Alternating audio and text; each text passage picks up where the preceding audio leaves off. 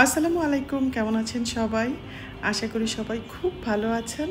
আর যে যেখানে আছেন, যেভাবে আছেন আল্লাহর রহমতে একদম ঠিকঠাক আছেন। গত ভিডিওতে আপনাদেরকে বলেছিলাম যে হাঁসের ডিম দিয়ে একটা জিনিস বানাবো। একটা না, ২টা জিনিস বানাবো। যদি ঠিকঠাক মতো হয় আপনাদের সাথে শেয়ারও করব। সেদিন কিন্তু আর বানানো হয় নাই, তবে পরদিন বানিয়েছি। আর কি বানিয়েছি সেটা আপনাদেরকে একটু পরেই দেখাবো। এখন তো বাজে সকাল 10টা। নাস্তা করা শেষ, রান্নার সব জিনিসপত্র একদম ভিজিয়ে রেখে এসেছি। একটু পরে রান্নাটা বসিয়ে দেব। আর তারপরে আপনাদেরকে দেখাবো যে আমি কি বানিয়েছি। ওইটা আমি কিন্তু রেকর্ড করে রেখেছি। আর এই চাদরটা অনেক দিন হলো পাতা আছে, এটাকে এখন চেঞ্জ করে দিচ্ছি। ঈদ উপলক্ষে আমার কিন্তু তেমন কোনো কাপড় চোপড় ধোয়ার কোনো বালাই নাই, কারণ যখনই যে কোনো জিনিস নোংরা হয় তখনই সেটা কিন্তু আমি ধুয়ে ফেলি। এই কারণে ঈদের জন্য এক্সট্রা কিছু করার নাই। তবে আমার বেডরুমের পর্দাটা চেঞ্জ করতে হবে, কারণ ওটার মধ্যে লিপস্টিক লাগিয়ে ফেলেছে আয়ান। এই তো হাঁসের ডিম একটা তো ভেঙেছি, আর কিভাবে ভাঙলাম সেটাও দেখাচ্ছি। হাঁসের ডিমটাকে এভাবে ঠুকে ঠুকে খোসাটাকে খুব সাবধানে ছাড়িয়ে নিতে হবে। তারপর বাটির মধ্যে আলতো হাতে একটু ঝাঁকি দিলেই কিন্তু ভেতরের ডিমটা পড়ে যাবে। এরপর খোসাটাকে খুব ভালোভাবে ধুয়ে রোদে একটু শুকিয়ে নিলেই চলবে, ব্যাস। আর এই যে ডিম 2টা নিলাম, এটা দিয়ে কিন্তু 2টা পিঠা বানানো যায়, তবে আমি একটা বানাবো। তার জন্য একটা ডিমের কুসুমটা শুধু তুলে নিয়ে তেলে দিব, আর সাদা অংশটা আরেকটা ডিম যে আছে তার সাথে মিশিয়ে ফেটিয়ে নেব। তো এবার ডিমের কুসুমের মধ্যে চিনি দিয়ে এটাকে উল্টে দিব। ঠিক যেভাবে ডিম পোচ করা হয় একইভাবে এটাও করতে হবে। ছোটোবেলায় সন্ধ্যার দিকে আর কি, যখন কিছু একটা খেতে ইচ্ছা হতো আর আম্মা যেটা দিত সেটা খেতেও ইচ্ছা করতো না, তখন আমার আম্মা মাঝে মাঝে এই পিঠা বানিয়ে দিত, এত ভালো লাগতো। এখন আর এটা অত খাওয়াও হয় না, কারণ আমাদের বাচ্চারা খুব একটা মিষ্টি জাতীয় জিনিস খেতে পছন্দ করে না। সাদা অংশ সহ এদিকে বাকি ডিমটা কিন্তু ফেটিয়ে নিয়েছে। এবার 3 টেবিল চামচ মতো চিনি দিয়ে দিলাম। এটাকেও খুব ভালোভাবে মিশিয়ে নিতে হবে, ফেটিয়ে নিতে হবে। এরপর দিয়ে দিচ্ছি 2 চামচ চালের গুঁড়া আর 1 চামচ ময়দা, একটু কম কম ময়দা আর কি, পুরোপুরি 1 চামচ না। আর একটু লবণ দিয়ে এটাকেও খুব ভালোভাবে ফেটিয়ে নিতে হবে। সব কিছু সুন্দরভাবে ফেটিয়ে মিশিয়ে নিয়েছি, আর সেটা ব্যাটার দেখলেই বোঝা যায়। এবার এই ব্যাটারের মধ্যে ডিমের কুসুমটা দিয়ে খুব ভালোভাবে কোট করে নিতে হবে, আর তারপর তেলের মধ্যে দিয়ে দিব। চুলার আঁচটা মিডিয়ামের চেয়ে একটু কমে রেখেই কাজটা করব, কারণ তা না হলে পিঠাটা একদম লাল হয়ে যাবে। আর এই পিঠা বেশি লাল হয়ে গেলে আমার আবার দেখতে ভালো লাগে না। এই পিঠার রেসিপি যে পেতে চান সে পুরোটুকু দেখতে পারেন, আর যার ইচ্ছা নাই সে কিন্তু এই জায়গাটা স্কিপও করতে পারেন, কোনো প্রবলেম নাই। আর এই তো এভাবেই পিঠাটাকে বারবার তেল থেকে তুলে ব্যাটারে দিব, আবার ব্যাটার থেকে তেলে দিব। যতক্ষণ না ব্যাটারটা পুরোপুরি শেষ হয়ে যাচ্ছে ততক্ষণ এই প্রক্রিয়া চলতেই থাকবে। তবে একটা জিনিস খেয়াল রাখবেন, 2 টেবিল চামচ চালের গুঁড়া নিলে 1 টেবিল চামচের চেয়েও একটু কম নেবেন ময়দা, তা না হলে কিন্তু পিঠাটা শক্ত হয়ে যাবে। আমার খুব চেনা জানা একজন আমাকে আইডিয়া দিয়েছে যে আমার ঘরের সবচেয়ে পছন্দের জায়গাটা নিয়ে একটা ভিডিও বানাতে, যেই ঘরটা, যেই রুমটা আর কি আমার বেশি পছন্দের সেটা নিয়ে যেন একটা ভিডিও বানাই।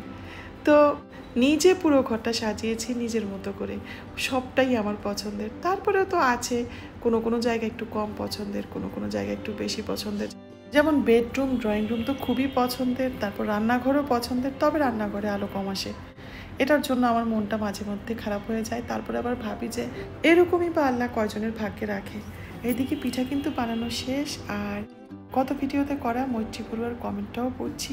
মৈত্রী বড়ুয়া লিখেছেন, বাসাটা অনেক খোলামেলা, আজকের ভিডিওটা অনেক ভালো লাগলো, তুমি আমার বয়সে ছোট হবে তাই তুমি করে বলি, ভালো থেকো। আপনি আমার বয়সে বড় হন বা আমার চেয়েও ছোট হন, তাতে কিচ্ছু যায় আসে না, এটা কোনো ম্যাটারই করে না। তুমি বলার মধ্যেই তো একটা আপন ভাব থাকে, আপনি নির্দ্বিধায় বলতে পারেন, কোনো সমস্যা নেই। অনেক ধন্যবাদ আপনার কমেন্টের জন্য, সবসময় খুব ভালো থাকবেন। আর এদিকে কথা বলতে বলতে পিঠা তো আমি কেটে ফেলেছি, এখন আপনাদেরকে কিভাবে খাওয়াই বলেন তো।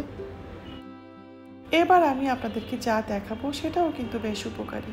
সামনেই তো কোরবানির ঈদ, আর সে সময় এই জিনিসটা কাজে দিবে। আমি আমার ফ্রিজারটা কিন্তু এখন আর পরিষ্কার করছি না, যতটুকু বরফ আছে এভাবেই থাকুক, কারণ এটা যথেষ্ট পরিষ্কার আছে।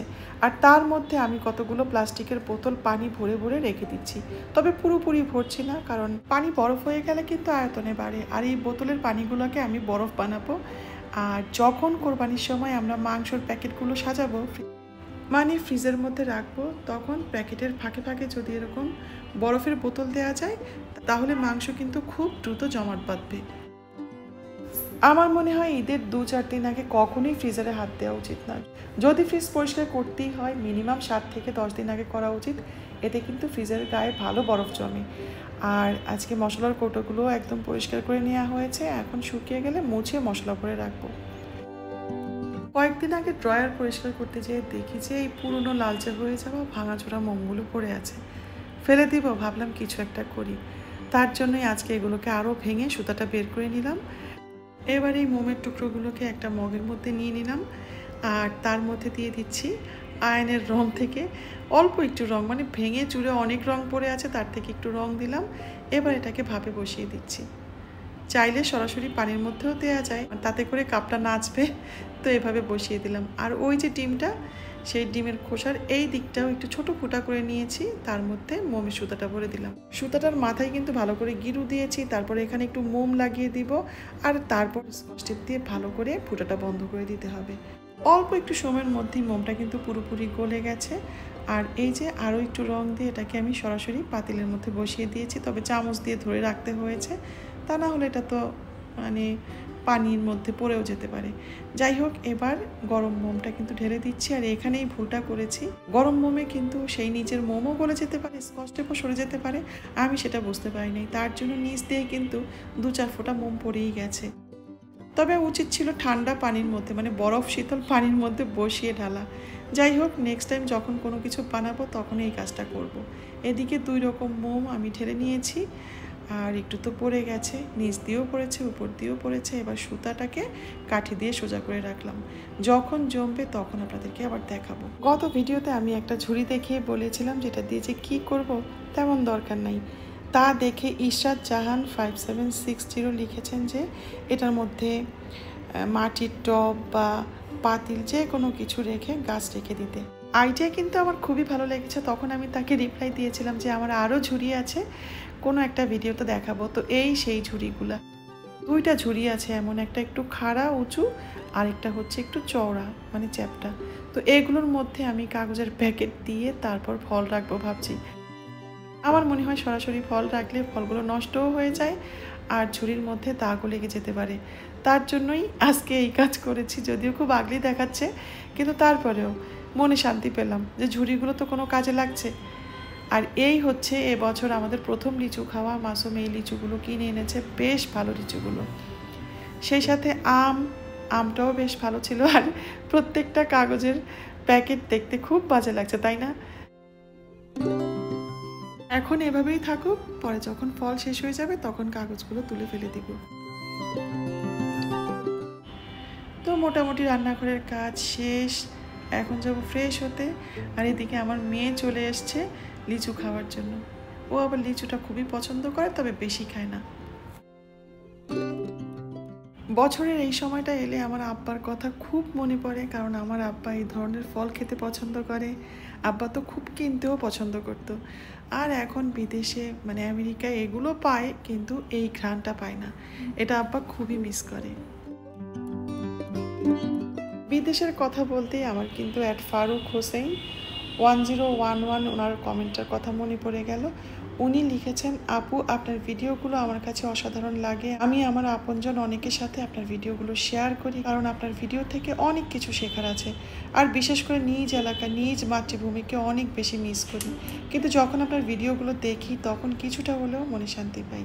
দোয়া রইল আপু আপনার জন্য, আল্লাহ রাব্বুল আলামিন আপনাকে নেক হায়াত দান করুন, আমিন। আর এদিকে আপনারা হয়তো নোটিস করেছেন আমি কিন্তু ডিমের খোসা ছাড়িয়ে মোমটা বের করে এনেছি।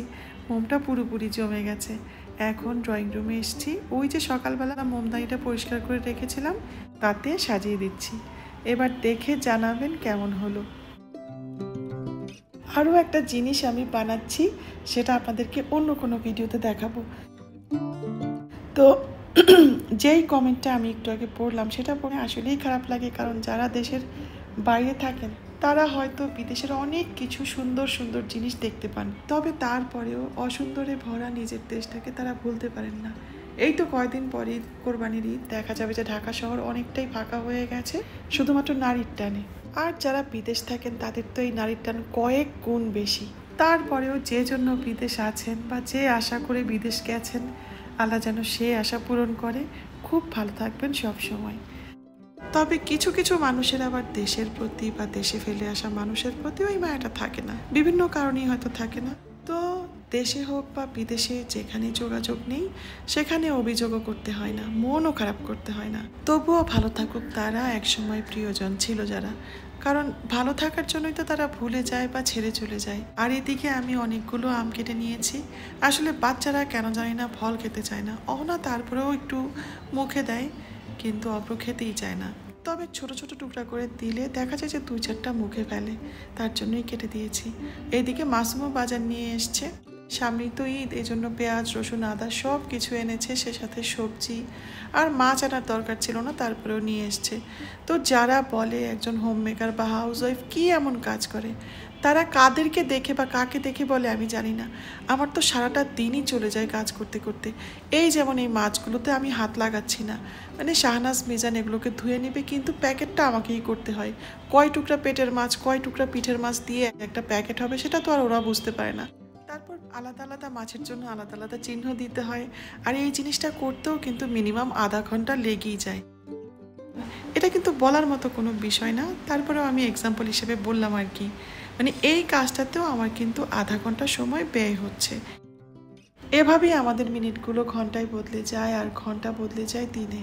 যার যেরকম ভাবনা সে সেরকম ভাবুক, সেসব নিয়ে আমি ভাবলে আমার কোনো লাভই হবে না। এদিকে সব কাজ শেষ। আগের যে চালটা ছিল মানে ড্রামের নিচে, সেটাও উপরে ঢেলে দিয়েছি। এবার কয়েকটা মাছ ভাজলেই আমার রান্নাঘরের কাজ শেষ। মাছ ভাজার কিন্তু কোনো কথাই ছিল না, ওই যে টাটকা কেটে এনেছে বলে ভেজে খেতে চাইলো মাসুম, তাই কয়েকটা ভেজে দিচ্ছি। তো আজকের ভিডিওটা আর কন্টিনিউ করছি না। যদি আমার ভিডিও আপনাদের ভালো লাগে তাহলে একটু লাইক কমেন্ট করবেন, চাইলে সাবস্ক্রাইবও করতে পারেন। আর সবাই খুব ভালো থাকবেন। আল্লাহ হাফিজ।